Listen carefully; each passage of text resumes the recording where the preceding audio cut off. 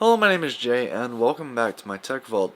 And today we're going to talk about the 1660 Ti and 1660. An interesting set of graphics cards.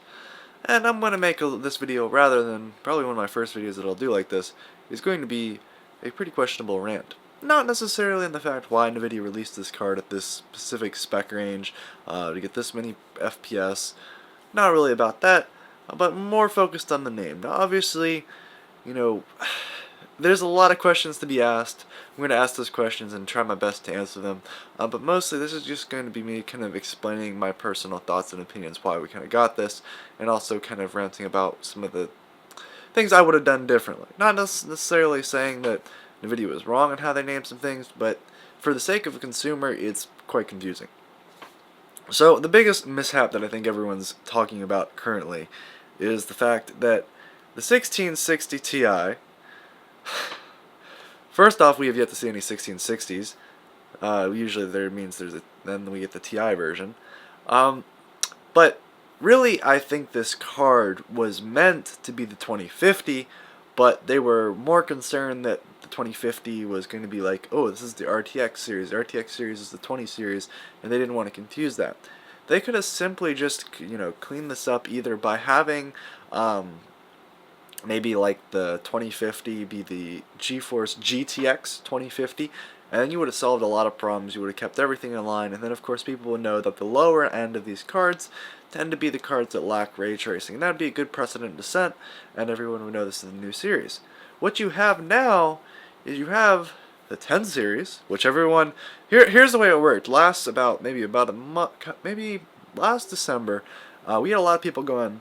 No, let's see, not last December, last maybe March or so, we had a bunch of people that were going through, and they're like, it's going to be the 11 series. The 11 series, these new graphics cards. No, it's going to be the 20 series. And regardless of what you were thinking, I actually had concrete and analyzed a lot of things and knew that it was going to be the 20 series, and I did a whole bunch of videos on that, and nobody listened, but I was right, and my reasons were right as well. But there was a lot of, going back and forth. So, get all of a sudden a 16 card is not what anybody expected, let alone it doesn't really fit continuity either.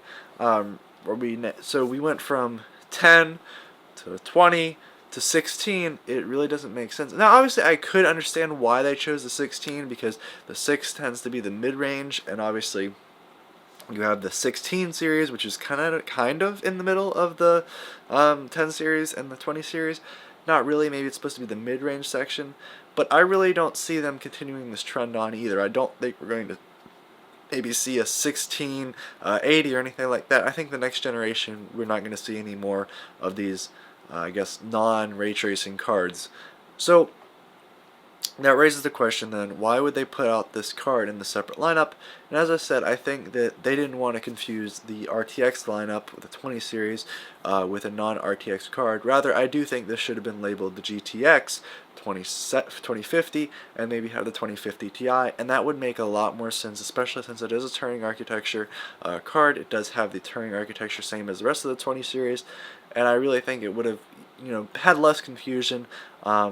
I think obviously there'd be that oblivious consumer that would go out and buy it, not know that it's ray tracing, but let alone you shouldn't be going out to buy a card for ray tracing, especially that low of a price, especially something that's like the lowest end. You really shouldn't be going out to buy ray tracing, let alone the 2060 is questionably shouldn't really have ray tracing just because of the performance hit. So there's a lot of things about that, especially now that all the RTX cards don't even have ray tracing support in most games. There's a couple questions there to be asked that we all can agree that it's a little confusing. But I think it's more confusion having a separate series rather than going through and including it in the current series. The other question I do want to ask is about this particular point in the, I don't know how to say this, particular spot in the market. We've got the 20 or the RX 590 that came out that Nvidia did, or AMD did a nice job producing something that was fit a certain spot. It fit right in between the 1060 6GB with GDDR5, and then we had a 1060 6GB with GDDR5X, and that fit right in that spot, and that was a good performer, and that fit that area. And then Nvidia just throws this card out there, hitting this range of a market that's already pretty well balanced. We've got, you know, Nvidia with good cards, the new Geforce GTX 1060, 6GB with GDR5X, and we had the RX 590, and both were pretty evenly matched cards. And then we have this new throw up in here, and then this brings AMD with their Radeon Vega 56, brings that price back down and competes with that now. Obviously, I think right now we're getting in a little oversaturated with the amount of cards we have to choose from. I'm not saying that this card is in an odd position, but it really is. It's doing a lot of competing where we've already got plenty of cards already out there. I think we could definitely do with something that's a little bit in the higher end, definitely something around the $700 mark. Obviously, we have the 2080. AMD has the Radeon 7. But I feel like maybe between I feel like a 2070 Ti maybe would be a little bit more in a good spot, or maybe something between the 2080 and the 2080 Ti. But right in that spot, there's a lot of cards out there right now, and I don't think there's a good. I don't necessarily see a good enough market, because people that are going to buy that card may be like, only like, you know, 70 more bucks and you can get a 2060 with ray tracing that performs like a 2070 Ti, and you know, it's substantially a pretty good percentage faster than the, I'm going to call it the 2050, but the 1660 Ti. It's a pretty good bit faster, you know, save up that money. And I mean, that's obviously my way of looking at things, and obviously I'm a very unique individual in the sense that I like to save up and get a good deal for my buck, but sometimes people just buy stuff, and obviously that's acceptable. But me, I would personally save up and get that higher card. So I don't necessarily see, especially with all these cards that are so closely priced, I don't see the spot in the market for that. Obviously, why the 20s or the 1660 Ti was quite confusing for me, because I was expecting a 2050, and I was expecting to be GeForce 2050 and no ray tracing, which I guess is what we got, only with a weird name that I don't think many people are going to understand. I think people are going to look and go, oh, there's a 16 card and there's a 20 card. The 16 must be older, therefore let me get the 20 card. And I don't think it's going to sell as well. Honestly, that's just my opinion. I think, you know, from the unbiased consumer, they're going to look at that and just be like, yeah, that's an old card, let's get the new ones, and that's not going to sell.